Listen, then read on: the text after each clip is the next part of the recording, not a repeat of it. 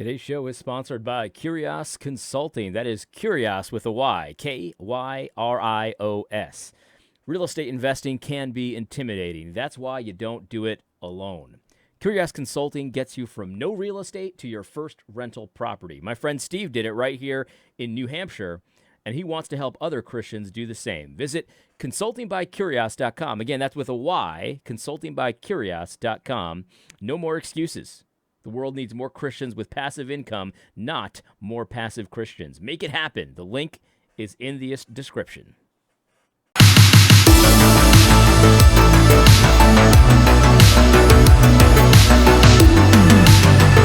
All right, welcome back to the channel. We are going to continue with this Dr. James White response video regarding the Crusades and stuff like that. Obviously, more stuff has happened related to this particular controversy with Dr. James White and his frustration with the uncontrollable element of the Reformed movement. And I'm going to have more to say about Jeff Durbin's reneging on the Right Response Conference. I'm going to say more about that. And I think I'll probably respond to some of the criticisms of my video, because some people had some interesting things to say, and I think a lot of people just aren't really getting it either. So, I'll clarify a few different things and all of that kind of stuff. We'll talk more about that later. Let's get back to this video, though, and I'm going to try to get as far as I can. I think I can make it. It looks like there's probably, 3 minutes left in this, because then he starts to wrap things up. So we'll do that, and then let us never speak of it again. Although we're going to, because he later in the next podcast addressed me specifically, and so I want to listen to it and respond to what he has to say to me. Don't chase after these. Oh my goodness, I can't believe it. I always do this. I always don't have the audio set up. Man, I am so unprofessional. This is getting to be ridiculous. Let's do this here. I'm gonna go ahead and set up my audio here. Get the JLab. There we go. All right. Connecting. Here we go. All right. Now we're ready to go. These things that appeal to your flesh. Things that appeal to your flesh. Because picturing yourself as an Arnold Schwarzenegger-sized knight in armor, slashing away at dragons and the infidel. Really? That's where we are? That's going to lead you to a life of service and self-sacrifice? Oh my. I don't even know what to say. Do not even know what to say. But anyhow, Eric Kahn made a really good point the other day on Twitter, and he kind of noticed, obviously, you've ever since you've been in church, you've heard of stories about courageous Christian men going to their death, right? They're being killed for the name of Christ. Slaughtered, massacred, stuff like that, and they refused to recant, and it led to their death. They were executed because they refused to deny the Lord, and that's the example to follow. And honestly, that's a good example to follow. I mean, that is something that is, in my opinion, praiseworthy, and I think we see that even in the Bible, that is something that is praiseworthy. Of course, that's very true, but what you don't often hear about, and what I think we need to hear about, and it seems to be sort of frustrating James, Dr. White to no end here, are the courageous Christians that didn't go to their death. They weren't killed, or maybe they were killed, but they were killed in battle. They were killed while killing others, in other words. And so there are ways to be faithful and ways to be a Christian that involves that kind of valor, where maybe you are going to your death, but you're going to death in a battle, you're going to death in a war, and so that's something to be lauded and praised too. And in fact, if I was going to say, which is which do we need to be reminded of, right? Which do we need to be reminded of more in this day and age, in 2024? That's where we're at.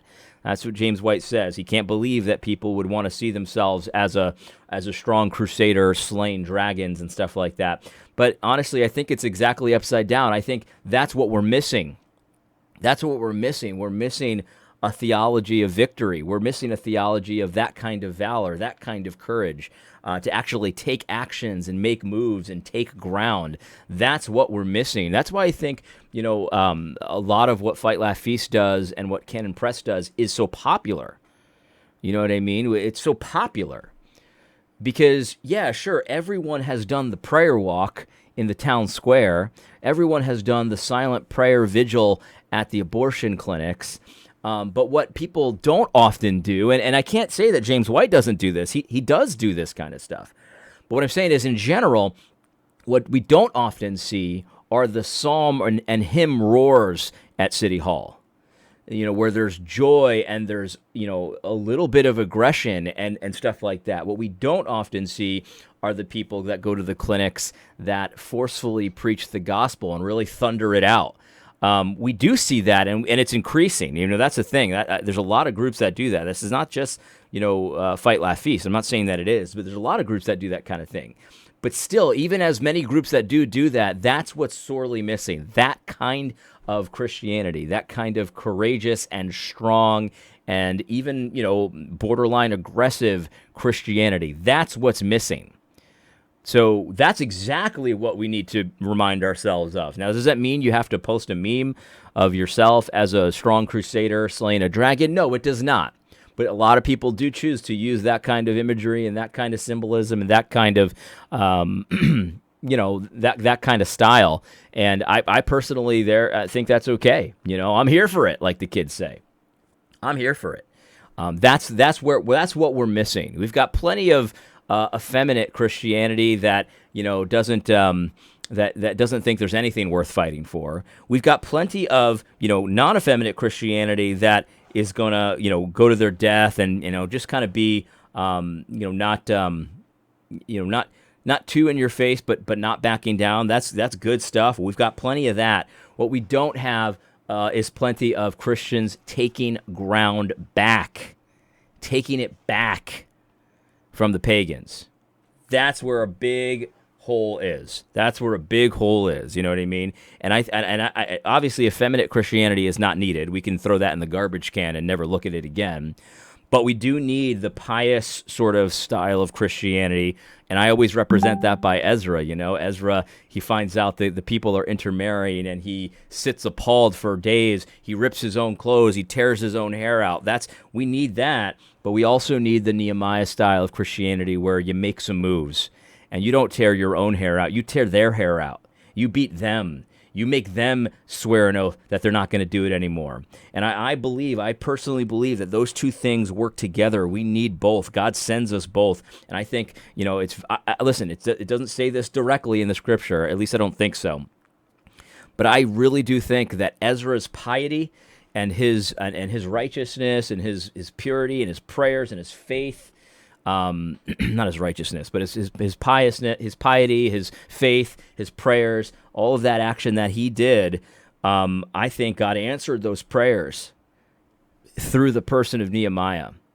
And it does no good for the Ezras among us to turn around and say the Nehemiahs are not needed.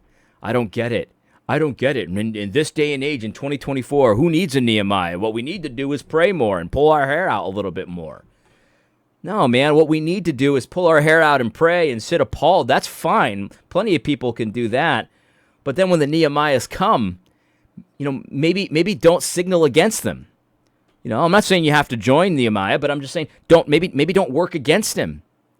And if you have some concerns, Nehemiah, I don't know, maybe you went a little too far. Did you really have to pull their hair out and stuff like that? Sure, you can tell Nehemiah that all day long, but let's not pretend like he's not on our side. He's on our side.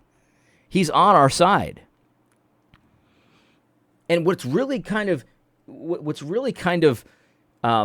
revealing itself right now is, and a lot of people are noticing it. This is not just me. I've heard this from a number of sources. It's like we say we're for a lot of these things. We're for gaining ground in the civil realm. We're for the magistrate yielding to God and stuff like that. But the minute people start taking moves and actions that get any kind of attention from the pagans, it's like we don't really want it. Nah, maybe not that way. Maybe not that way. I don't want it that way. And it really kind of looks like you're just pretending. You know what I mean? It really kind of looks like you're just pretending. I honestly think that it does look like that sometimes. I'm not saying it is that way, but I do think that it looks that way quite a bit. You want to be a cop, or do you want to look like a cop? That's what somebody said from The Departed. I thought that was right on. That's kind of what it looks like a lot of the time. One guy, a guy named Henry. I'm sure there were some people, some contemporaries of Nehemiah that, wanted to do something about the intermarrying with the Israelites and stuff like that, but didn't really think maybe you shouldn't beat them, maybe you shouldn't pull their hair out and stuff like that. Did he refuse to talk to Nehemiah? Did he refuse to share a stage with Nehemiah? Did he signal against Nehemiah?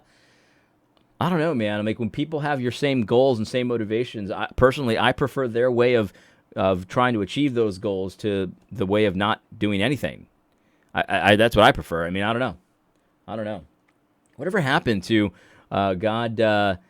We need more faithful men and less careful men. The careful men come later and write the biographies of the faithful men, lauding them for their courage. Whatever happened to that?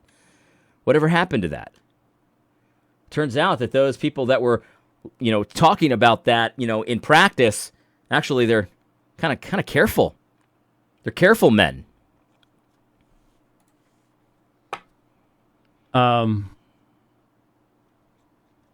He had said, nowhere was there advice from an old saint on how young men waking up to their strength and responsibility should stand against an ancient evil. Is the ancient evil Islam? Not all are called to preach the gospel. And I said, quote, not all are called to preach the gospel, end quote. Well, there you go. Thanks to the summary statement. I figured. Yeah, well, there you go. I still think you don't get it. There you go. That's right. There you go. Because, again, maybe there's some context here that makes that statement really awful and evil, but without the context, I don't know if that statement's wrong or not. There you go. Not all are called to preach the gospel. Right. Not in every situation. That's why people are comparing you to John Piper. Because when John Piper said he wouldn't defend his wife, and again, I don't compare you to John Piper because I've listened to a lot of you, but when John Piper's in a situation where he needs to defend his wife, he's talking about, I'm going to plead with him not to do it and then present him the gospel. No, I'm going to put him down. That's what I'm going to do. In that moment, I am not going to preach the gospel to him. I'm going to end him. I'm going to stop him.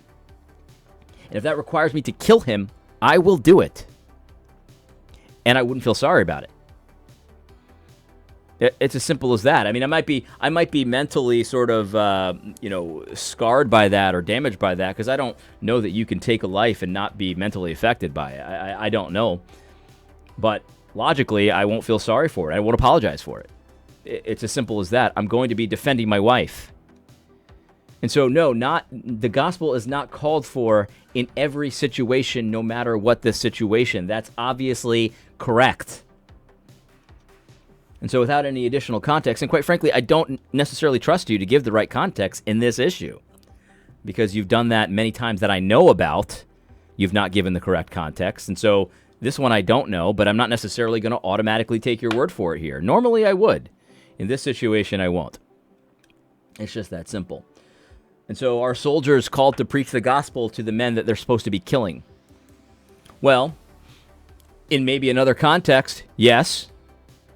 But in this context, no. They're supposed to be there and they're supposed to kill the enemy. And so we've got to be able to talk about this in a way that context makes a difference. Not all are called to preach the gospel. Well, all Christians are called to preach the gospel in a certain way, but some, in a different way than others. It's as simple as that. It's part of the call of every Christian to share the gospel. But I think in a special way when it comes to ministers, in a special way. I'm not duty bound in the same way that my pastors are duty bound, right? I mean, there's so many ways that you could interpret that kind of a statement.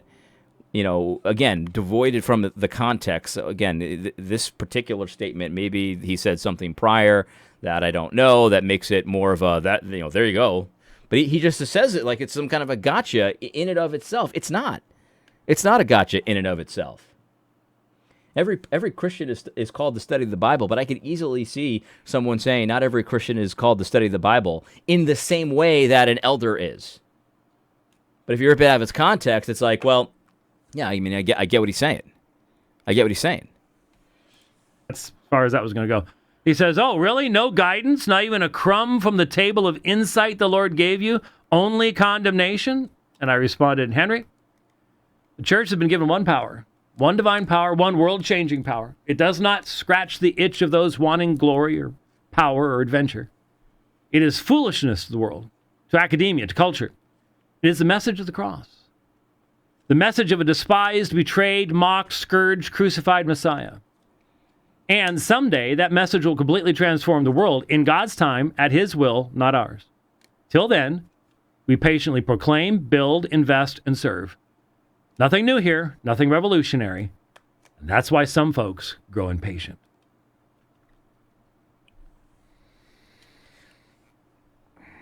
I agree with that. I mean, I agree with that. I think, but the thing is, I don't agree with that when it's in the context of basically every move that you see being made, you're throwing shade at. That's the context I don't agree with that in. You know what I mean? So. I think he's right. I mean, obviously, I understand the power of God into salvation. I know that the gospel message is the one message that'll save sinners and that will transform nations and all of these kinds of things. But also, Christian nations have a lot of other things that they need to do. Christian nations have a lot of other things that they need to do, and we all know this. Dr. White knows this. Everybody knows this. So if you want to solve the problem of abortion or human trafficking or murder in general, not just abortion, of course the gospel ultimately is going to solve that problem. But also, Christian nation has other things to do to bring justice to bear on those issues, and that law, that justice that you bring to bear on those issues also has an effect. It does have an effect. When something is against the law, it causes people to think twice about doing it. You know what I mean? It doesn't mean that they're still not gonna disobey. Of course, they still might disobey, but it works. Having justice and the sword kind of hanging over them at any given time does work. And we have that to do as well, and also having enemies that are going to eventually put a stop to your evil. That also works, right? That keeps people at bay to know that, okay, we've got this strong nation that's gonna oppose us if we want to take over, I don't know, Europe or whatever it is. They're gonna think twice about doing it. They're going to think, can we win this? If they're going to come against us, can we do it? That kind of strength, that kind of capability for violence, that kind of thing causes people to think twice. This is why people say, Christian men should work out and they should be a threat. Because, when somebody's looking for someone to rob or someone to sexually assault or something like that, and you've got a strong father standing right there, they're going to think twice before they do it. You know what I mean? We all know this. Criminals are often predators. And what do predators do? Right? Predators pick off the weak. They look for the feeble. They look for the easy meal. That's the DNA of a predator. And that doesn't mean they won't go after in a fit of desperation someone who is strong looking. You know what I mean? But in general, they go for the weak. They go for the young. They go for the ones that they don't think can defend themselves. They don't want to. They don't want to. This is why we put security systems in our houses, because that commercial with the criminal that sees the Sloman shield in the window and says, let's move on to the next one. That's what they do. They look for the easiest possible way to get away with it. And that doesn't mean that your house is impenetrable if you've got the Sloman shield on your window, but it does mean that a criminal is going to think twice. And so, yes, the gospel ultimately is the solution to what ails everything. We understand that. But that doesn't mean it is the only thing that we have to do in day-to-day life. Strength, the capability for defense and defending yourself, these kinds of things that you're just dismissing here. That's that fleshly stuff, you're looking for glory, everybody does that. That matters too. It matters too. And those are part of what we have to do as Christians. Part of what we have to do. It's as simple as that. Like I said, I truly have been left going, wow, what is happening? What is happening? So, and that's that. So we're going to end there. Hope you found this video series helpful. I'll say it again as we wrap up here. I still have a lot of respect for James White. I think that the situation with Jeff Durbin and the conference, it's not James didn't back out of the conference. Jeff did, but obviously there's a connection there, and I think obviously James is a big part of that. But that does, it is. I was talking to someone yesterday who called it a bummer. Yeah, it's a bummer, all right. It's a bummer, and I can't say that it does not affect my view of Jeff Durbin and Dr. White. It definitely does, but I still respect them. I still have a lot of respect and positive feelings towards these guys. And I don't know. I mean, maybe I'm just naive. Maybe I'm just a dreamer. But I have a feeling that it'll turn around, and I think we'll all be able to work together in the future. I really do think that, because it just makes too much sense for that not to happen. Anyway, so let me end there. I hope you found this video helpful. God bless.